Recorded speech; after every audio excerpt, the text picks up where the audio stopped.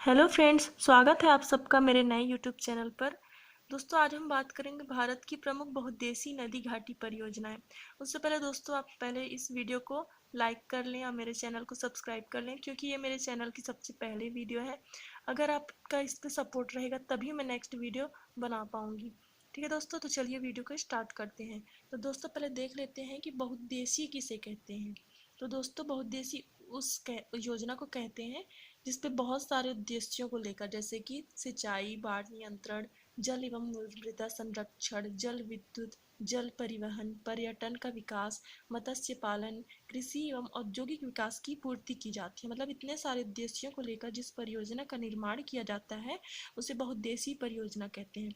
अब दोस्तों, देख लेते हैं कि किस नदी पर कौन सी परियोजना बनाई गई है, जो कि बहुत ही इम्पोर्टेंट है और ये क्वेश्चन एग्जाम पे जरूर पूछे जाते हैं।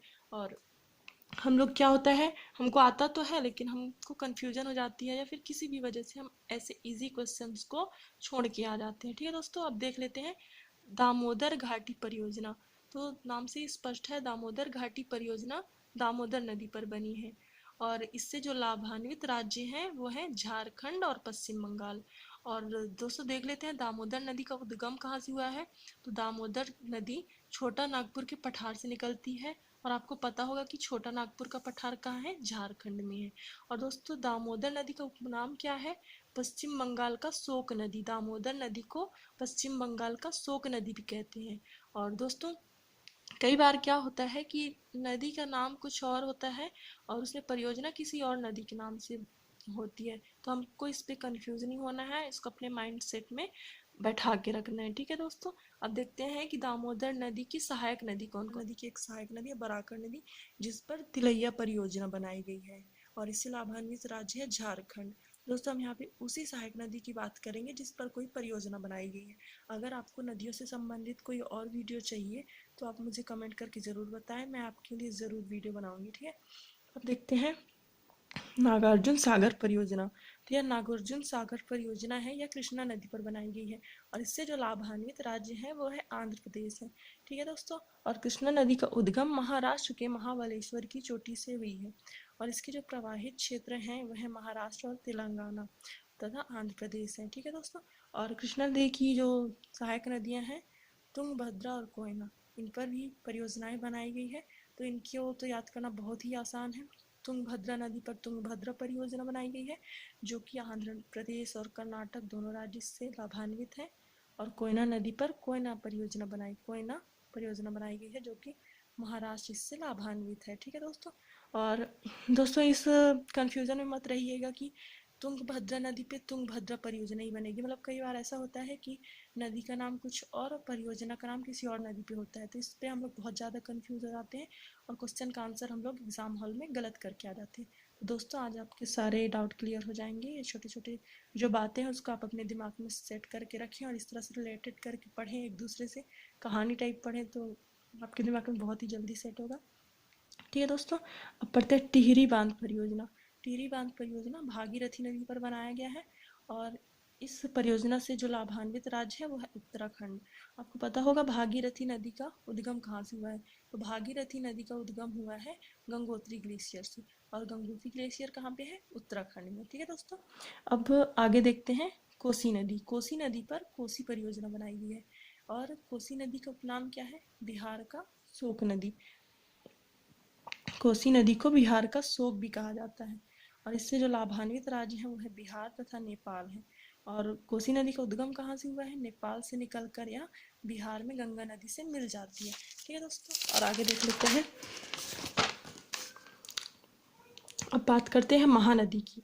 तो महानदी पर हीराकुंड बांध परियोजना निर्मित है, जो कि उड़ीसा में है। इससे लाभान्वित राज्य है उड़ीसा और इस नदी को प्राचीन काल में चित्रोत्पला नदी भी कहा जाता है। ठीक है दोस्तों, ये भी क्वेश्चन कई बार पूछा जाता है। और महानदी का उद्गम स्थल कहाँ पे है, यह छत्तीसगढ़ के धमतरी जिले से निकलती है और इस नदी को छत्तीसगढ़ की जीवन रेखा नदी भी कहते हैं। ठीक है दोस्तों, अब देखते हैं इंदिरा गांधी नहर परियोजना।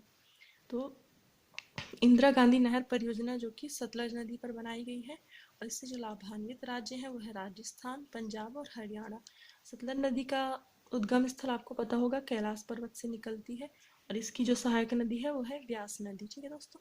अब सतलज नदी पर एक और परियोजना बनाई गई है, वो है नाथपा झाकरी परियोजना, और इस परियोजना से लाभान्वित राज्य है हिमाचल प्रदेश। ठीक है। और इसका प्रवाही क्षेत्र है हिमाचल प्रदेश, हरियाणा और पंजाब तथा राजस्थान।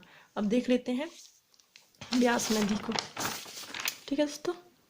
तो व्यास नदी पर व्यास परियोजना बनाई गई है, और इससे जो लाभान्वित राज्य हैं वो है राजस्थान, पंजाब, हरियाणा और हिमाचल प्रदेश। अब देख लेते हैं सतलज परियोजना। देखिए दोस्तों, चेनाब नदी पर सतलज परियोजना बनाई गई है। ठीक है। इस पे हम लोग को कंफ्यूज नहीं होना है कि सतलज परियोजना सतलज नदी पर बनाई गई, ऐसा नहीं है। चेनाब नदी पर सतलज परियोजना बनाई गई है, और यह परियोजना जम्मू कश्मीर से लाभान्वित है, मतलब जम्मू कश्मीर जो राज्य है वह इससे लाभान्वित है, वह इसका फायदा उठाते थे। तो दोस्तों, चेनाब नदी का उद्गम हिमाचल प्रदेश के बाड़ालाचला दर्रा से हुआ है।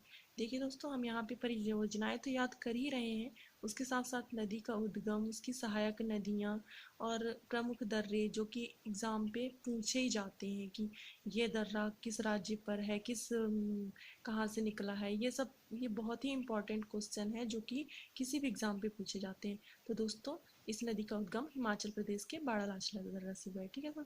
अब बढ़ते हैं रंजीत सागर बांध परियोजना, जो कि इससे लाभान्वित राज्य है पंजाब, और यह परियोजना रावी नदी पर बनाई गई है। और दोस्तों, रावी नदी का उद्गम हिमाचल प्रदेश के रोहतांग दर्रा से हुआ है। ठीक है दोस्तों।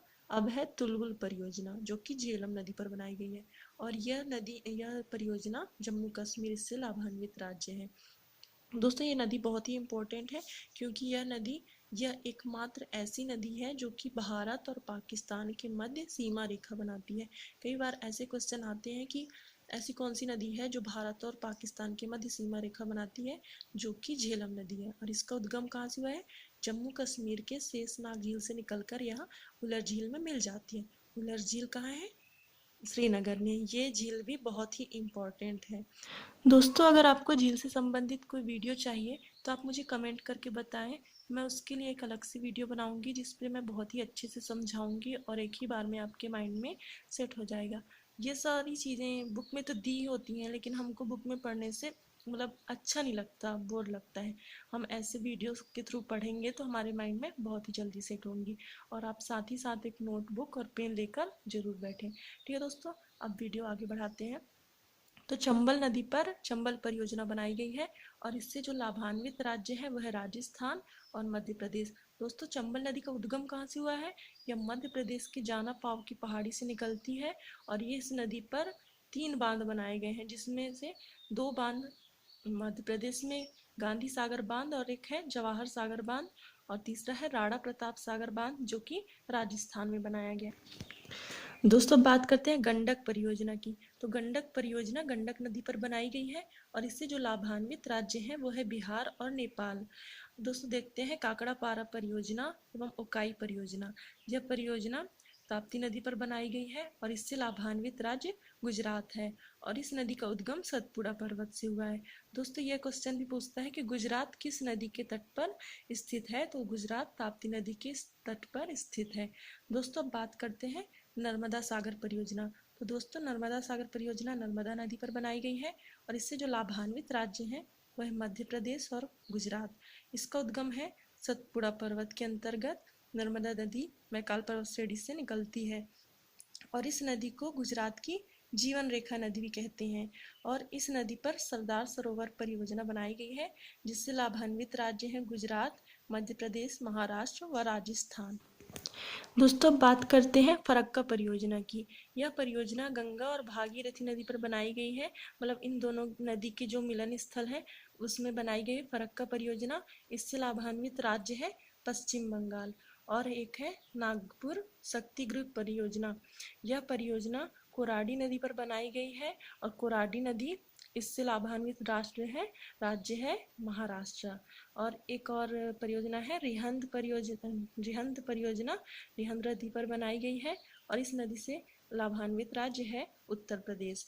और कुंडा परियोजना, यह परियोजना कुंडा नदी पर बनाई गई है, और इससे जो लाभान्वित राज्य है वह है तमिलनाडु। ठीक है दोस्तों, अब बात करते हैं इडुक्की परियोजना। इडुक्की परियोजना पेरियार नदी पर बनाई गई है, और यह नदी इस योजना से केरल राज्य लाभान्वित है। ठीक है दोस्तों, और इस इसका जो उद्गम हुआ है वह तमिलनाडु से हुआ है। और एक लास्ट परियोजना रह गई है, वो है सारावती परियोजना, जो कि सारावती नदी पर बनाई गई है और इससे लाभान्वित राज्य है कर्नाटक। ठीक है दोस्तों, आपको ऐसी वीडियो अगर आपको और भी चाहिए होंगी तो आप मुझे कमेंट करके ज़रूर बताइएगा, मैं आपके लिए ज़रूर बनाऊंगी। ठीक है दोस्तों, आज के लिए बस इतना ही। प्लीज़ मेरे चैनल को लाइक करें, सब्सक्राइब करें और मुझे कमेंट करके ज़रूर बताएं। Thank you.